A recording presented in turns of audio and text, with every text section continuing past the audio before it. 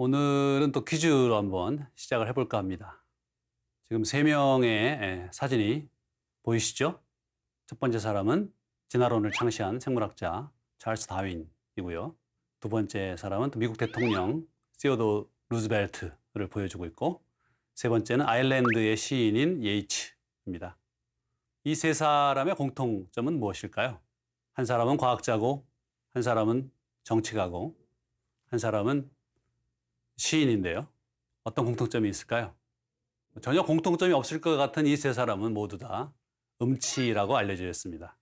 한국 사람들의 경우에는 노래를 못한다 그러면 참 사회생활에 지장이 많겠다, 뭐 이렇게 할 정도로 좀 노래 잘하는 능력이 매우 중요시 되는 그런 국민인 것 같습니다. 실제로 해외에 나가보면 사람들이 놀라는 것이 한국 사람한테는 마이크만 맡겨주면 다 가수다. 그래서 다들 깜짝깜짝 놀라는 거예요. 방탄소년단이 새로운 기록을 달성했습니다. 그룹 비틀즈 이후 가장 빠른 기록입니다. 수십 년간 유례없는 세계적 현상으로 평가받는 방탄소년단이 앞으로 또 어떤 기록 행진을 이어갈지 주목됩니다. 요즘 BTS가 그렇게 인기를 끄는 거를 보더라도 한국 사람들이 참 원래부터 끼가 있어서 그렇게 노래를 잘하는가 보다, 그렇게 이제 생각을 하는 것 같은데, 심지어 동전 노래방 같은 것까지 있어서 누구나 아주 손쉽게 노래 연습을 할 수 있는 그런 나라는 참 드문 것 같습니다. 그 정도로 이제 이 노래를 하는 능력이라고 하는 것이 매우 필요한 능력이다, 이런 거를 반증해 주는 것 같은데요. 그래서 누구나 음치이고 싶지는 않고 누구 앞에서 한번 멋지게 노래를 불러보고 싶은 욕구가 충만하다 보니까 많은 분들이 음치는 왜 생기는 건가요? 음치는 치료할 수 있는 건가요? 이런 것들을 많이 질문을 하곤 합니다. 그래서 오늘은 음치의 원인과 또 음치의 치료 방법에 대해서 한번 우리가 뇌구조와 관련시켜서 생각을 해보도록 하겠습니다. 안녕하세요. 반갑습니다. 영산대학교 부자연 교수입니다. 그래서 우리가 흔히 노래를 못하는 사람을 이제 음치라고 이야기를 하는데요. 사실 의학적인 명칭은 아니고요. 이게 하나의 어떤 병이 되기 위해서는 하나의 원인으로부터 그것이 비롯되어야 되는데, 노래를 못하는 이유가 또 워낙 다양하기 때문에 사실은 그것이 하나의 병이다, 이렇게 이야기할 수가 없어요. 귀에 문제가 있을 수도 있고, 또 뇌에 문제가 있을 수도 있고, 뇌에 문제라 하더라도 또 다양한 부위에서 문제가 발생할 수가 있습니다. 그렇기 때문에 이것을 일괄해서 음치라고 부르는 것은 상당히 어려움이 있다라고 할 수가 있고요. 그 중에서 특별히 이제 뇌에 이상이 있는 경우는 총칭을 해서 실음악증이다라고 하는 용어가 있습니다. 그래서 선천적인 이유에서건 후천적인 이유에서건 뇌에 이상이 생겼을 때 그것을 실음악증이다, 이렇게 이야기를 하곤 하는데요. 그래서 선천적으로 실음악증이 발생하는 경우에는 전체 인구의 4% 정도 보통 발생을 하는데요. 미세한 음고를 구별하지 못하는 그러한 능력이라고 할 수가 있습니다. 실음악증이 일어나는 대부분의 경우에는 선천적인 이유라기보다는 후천적인 이유에서 실음악증이 일어난다라고 볼 수가 있습니다. 즉, 태어난 이후에 뇌 손상에 의해서 어떤 식으로든지 손상에 의해서 음악적 능력을 일부 상실하게 되는 것이 실음악증이라고 할 수가 있겠는데요. 지금 말씀을 드린 것처럼 화음을 인식하는 능력이 결여되어 있다든지, 그 다음에는 음은 정확하게 인지를 할 수 있는데 그것을 자기 입으로 재현을 하려고 그러면 뜻대로 되지 않는 또 그러한 증세도 나타날 수가 있습니다. 그래서 이런 다양한 증세들을 보면은요, 언어에 있어서의 어떤 뇌 이상으로 인한 언어장애, 이거를 실어증이라고 얘기하는데요. 말이 되었던 음악이 되었던 다 소리로 들려오는 그 신호를 해석하고, 또는 그 신호를 자신이 재현해내거나 혹은 창조해내는 그런 능력이라고 할 수 있잖아요. 그런 의미에서 언어를 인지하고 이해하는 그 기능이나 또는 음악을 인지하고 이해하는 그 기능이 상당히 밀접하게 관련되어 있다라고 이야기할 수가 있겠습니다. 기본적으로 사람의 뇌에서 그 소리를 인지하고 그것을 해석해 나가는 과정을 들여다보면 결국에는 첫 번째로 이제 사람의 그 귀에서 소리를 감각한다고 해야 되겠죠. 센세이션. 그래서 감각을 하고 그다음에 그것이 이제 뇌에 들어가서 퍼셉션, 지각으로 이제 바뀌게 되는데 뇌에서 일어나는 감각 과정은 전에 설명을 드렸던 것처럼 달팽이관에서 여러 음고들 하나하나에 대해서 지각할 수 있는 그것을 청신경이죠. 청신경이 받아들여서 그것을 뇌의 청각 피질로 전달을 해주게 됩니다. 뇌의 청각 피질은 이 축두 옆 부분에 위치를 합니다.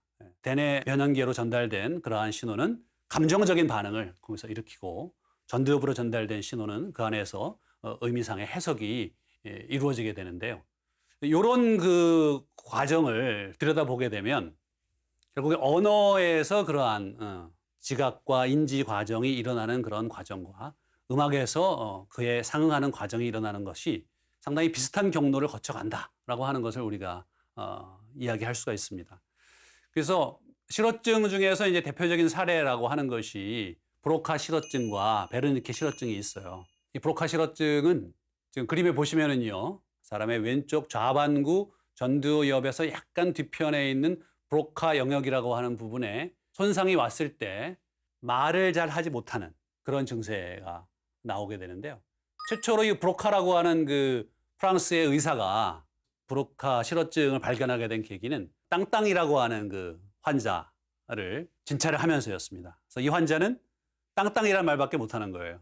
다른 말을 못하고 땅땅. 이거 맨날 땅땅밖에 못하니까 별명이 땅땅이 됐는데 사후에 검시를 해보니까 그 부분에 브로카 영역이라고 하는 부분에 이상이 있었던 것이죠. 그래서 언어를 구사하려면 다양한 음절의 소리들을 발생시킬 수 있어야 되는데 한 가지 음절밖에는 이 사람은 못 만드는 거예요. 그래서 언어를 구성하는 능력에 있어서 결여가 되어 있다. 그 다음에 이제 베르니케 실어증은 언어를 이해하는 데 있어서 능력이 결여되어 있어요. 그래서 브로카보다 뒤에 이제 발견됐는데 독일의 의사인 베르니케에 의해서 베르니케 실어증이 발견되고 그 영역이 역시 측두엽의 특정 영역이 손상됐을 때 베르니케 실어증이 생긴다라고 하는 것이 이제 발견이 됐는데요. 이 사람은 문법 구조에 대한 그러한 이해가 전혀 없어서 말을 만들어낼 수가 없어요. 말을 이해를 못해요. 일단 소리는 제대로 인지를 하지만 그것이 무슨 말이었는지에 대해서 제대로 인식을 못하더라. 이런 이제 실어증에 대해서 많은 사람들이 이제 관심을 갖고 연구를 했는데 실어증인 사람이 알고 봤더니 음악적 능력도 또 결여되어 있더라.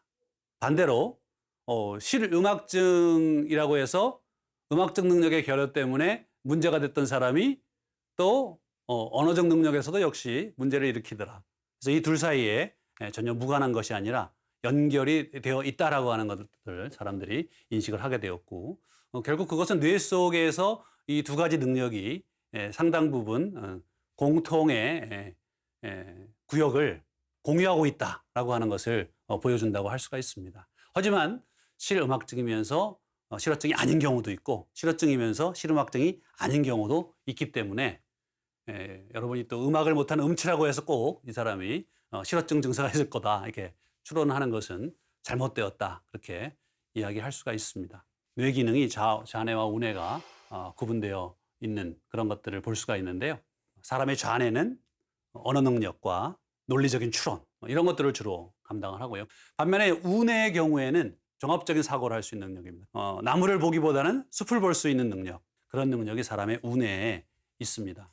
그러다 보니까 이제 음악과 관련시켜서 보게 되면은 언어는 주로 좌뇌에서 담당을 하고 있어요. 그렇기 때문에 실어증도 좌뇌의 그 브로카 실어증이나 베르니케 실어증도 좌뇌에서의 문제 때문에 발생을 하는 거고요.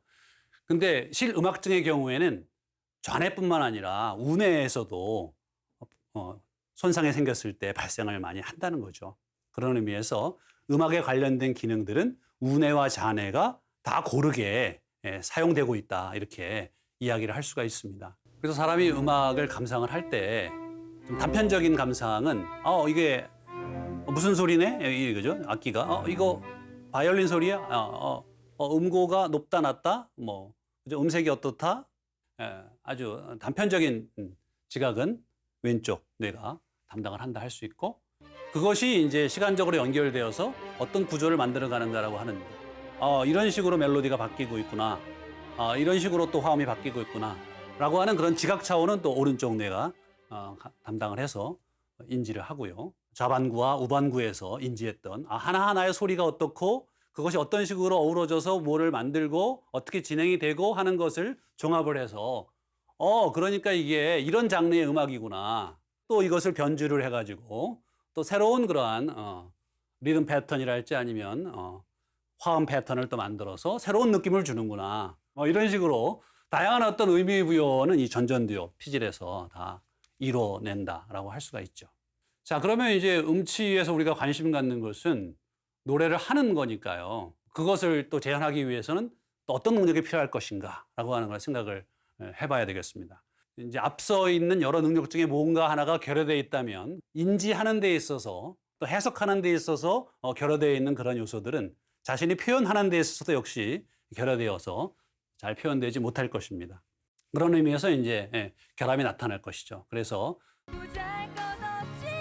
음을 쭉 어떤 질서 있게 연결시켜서 멜로디를 만들어낸다든지 화음을 내기 위해서 파트를 잘 불러줘야 되는데 다른 사람 소리 듣고 자기가 거기에 맞춰서 화음 만들어줘야 되는데 인지를 못했다면 만들 수가 없고 하지만 그런 걸 일반적인 사람들은 잘 인지할 뿐만 아니라 어떤 식으로 성대를 움직여서 그 소리를 낼 수 있는가를 이제 파악을 하고 내게 되는데요.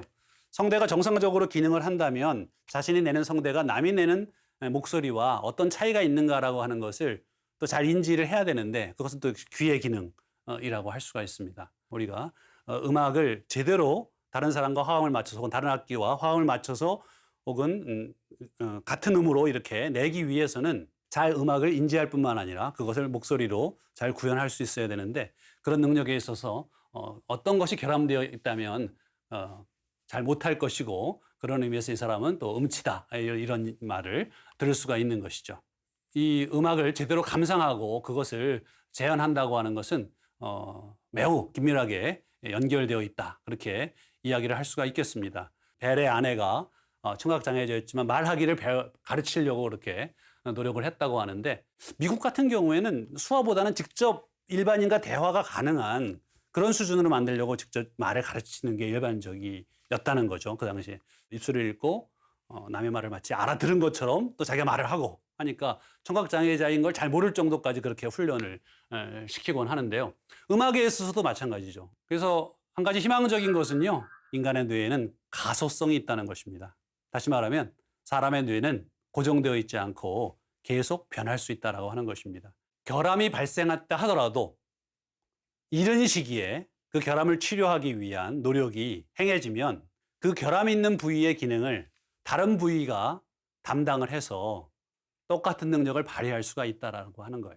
뇌세포, 뉴런이 파괴되었을 경우에 그 부위의 그 뇌세포는 파괴됐지만 대칭적인 그 부위에서 그 결함이 있는 기능을 담당을 할 수가 있어요.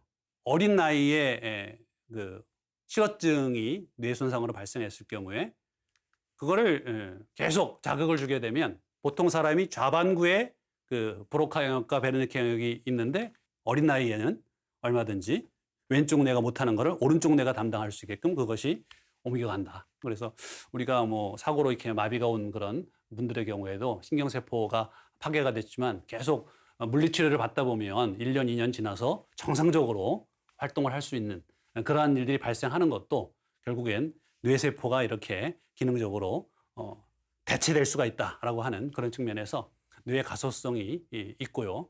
특히 뭐 사람이 늙어서는 공부해도 소용없지 않냐, 뇌세포 자꾸 죽어간다 걱정들을 많이 하시는데 뇌 가소성의 이론에 의거하면 늙어서도 얼마든지 뇌는 개발될 수가 있다는 거죠. 뇌 뉴런과 뉴런 사이의 시냅스 연결이 아주 많은 가지를 뻗어서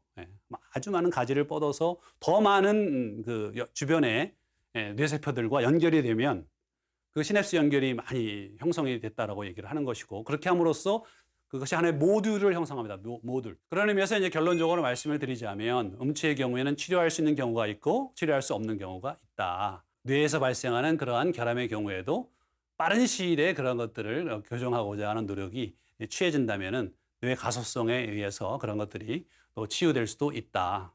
그거는 개인적인 그런 노력과 또 적절한 진단에 의한 치료 이런 것들이 개입된다면 효과적일 수 있겠다. 그렇게 이야기할 수 있겠습니다.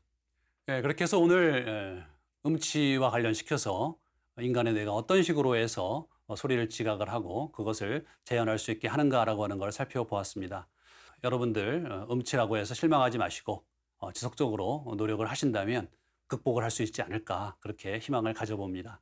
그래서 이렇게 인간의 뇌가 음악을 하는데 적합한 그러한 기능을 발휘할 수 있게 됐고 뇌뿐만 아니라 귀와 목의 그러한 능력 또한 이에 추가되면서 인간이 음악을 할 수 있는 그런 독특한 능력이 발휘되게 되었는데요. 다음 시간에는 진화와 연결시켜서 인간이 어떻게 음악하는 인간이 되었는가라고 하는 것을 함께 생각해 보고자 합니다. 기대해 주십시오. 감사합니다.